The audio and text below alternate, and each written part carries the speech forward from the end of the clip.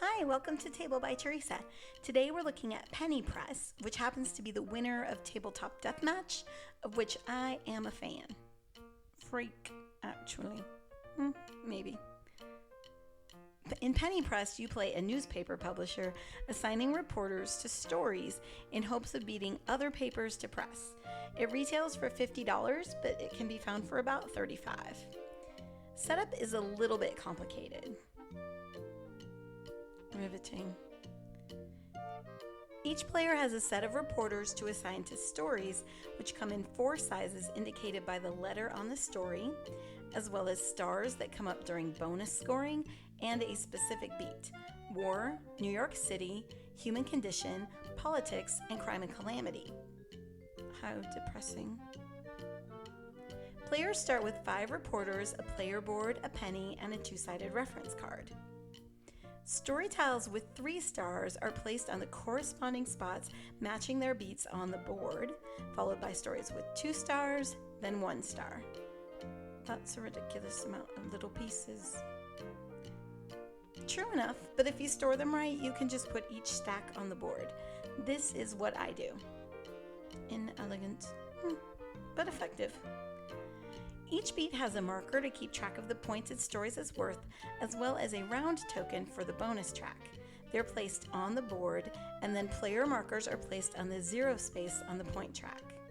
Some of the headline cards feel sadly contemporary, while others will make you glad you're living today. It's a major issue. Others are less exciting. 1 card is drawn for each player. In a 4-player setup, that's what we're looking at. The main beat on the card moves the bonus token up. Then the stories are placed by size and beat. The point marker is moved up just above the story. So a war story is currently worth 1 point, and any reporters assigned who don't get to keep the story get 0 scoop points for their paper. Scoop points. We'll get there. The second story is placed and the point track moves up. We do the same for each card. Every card. Yep. With the cards we drew, the board will look like this in a 4-player game. Now here are the values and scoop point values of each beat. Now we're ready to play. The Herald will go first. He can place any number of reporters on 1 story. He's got his eye on this one. He places 3 reporters hoping to scare off any other papers. For each story on a beat with at least 1 reporter, the point marker moves up 1.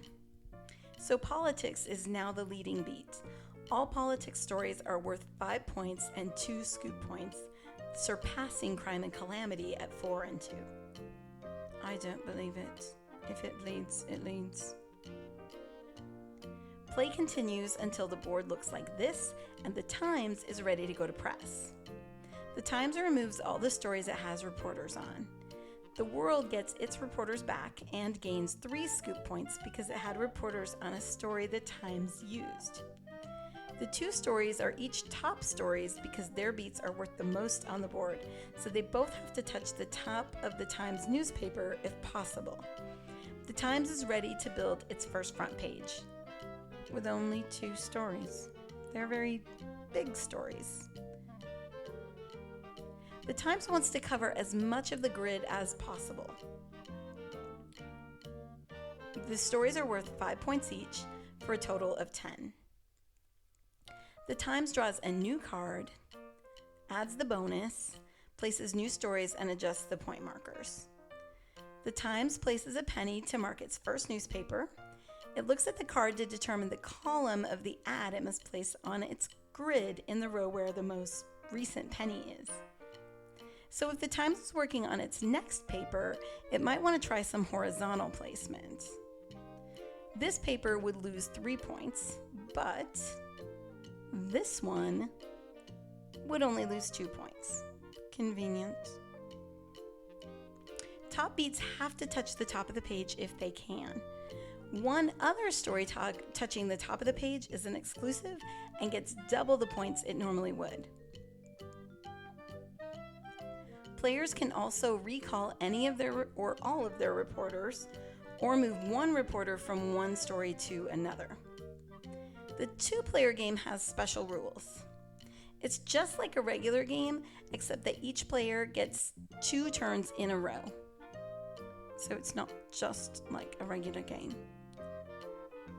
One option for the game forces players to deal with a strike of the Newsboys. It is for 4 and 5 players primarily. The Newsboy Strike is a mini expansion included with the base game.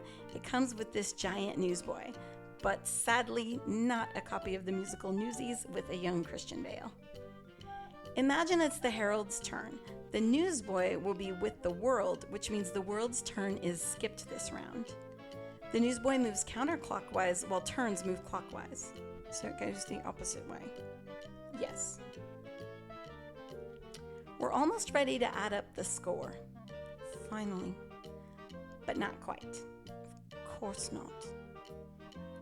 When one player goes to press for the 3rd time, the score markers are flipped to their red side and replaced on the board.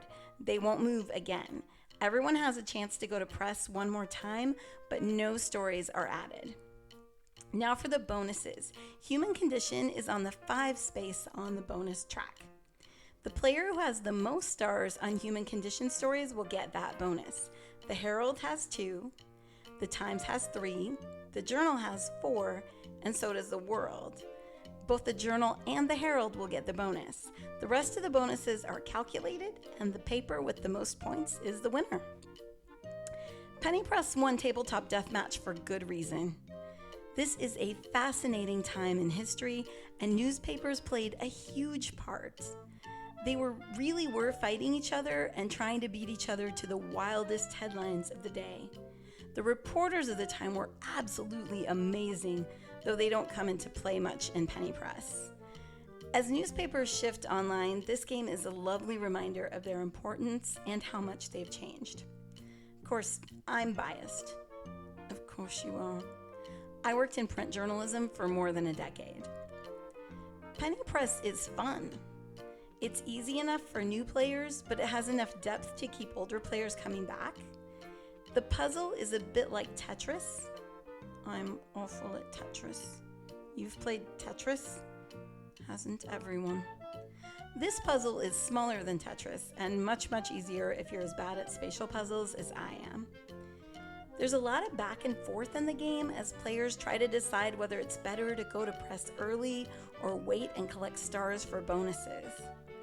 There's a lot of pressing your luck in Penny Press. Was that supposed to be a pun?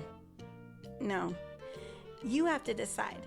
Do you take a few minus points to guarantee you'll get the stories you want, over-assign reporters to block other players and then move them, or grab quick points and go? The bonuses make the game. Without them, it's just a race. But with them, the game builds to the end. Of course, you might not like the game. Here are some reasons. As if old newspapers aren't reason enough. The game has a lot of pressure luck elements. You said they might like that. And they might. Or not. The puzzle is just one aspect of Penny Press, and it doesn't always feel like the main part of the game. So if you want a puzzle, you may want something else. If you don't like the theme, I don't know if you'll like it or not. The game isn't very heavy, so if you're looking for something harder, this won't do. The game is not great for 2. So what do I think? I like Penny Press a lot. It's easy to learn, has surprising depth, and you can't beat the theme as long as you've got 3 players or more. Wait a minute, isn't there a game just like this? You mean this one? Yes. How does it compare? I don't know. Ugh. If you do, please leave a comment. Just a warning, I got a review of Penny Press from Asmati Games. That doesn't affect my ability to give an objective review. I doubt that. Go ahead, but it's true. If you'd like to check out other people's reviews of Penny Press and find a few extra thoughts, come visit Table by Teresa. You can also find my other reviews and thoughts about the world of tabletop games. And here's all the stuff you don't really need to know. Thanks for watching.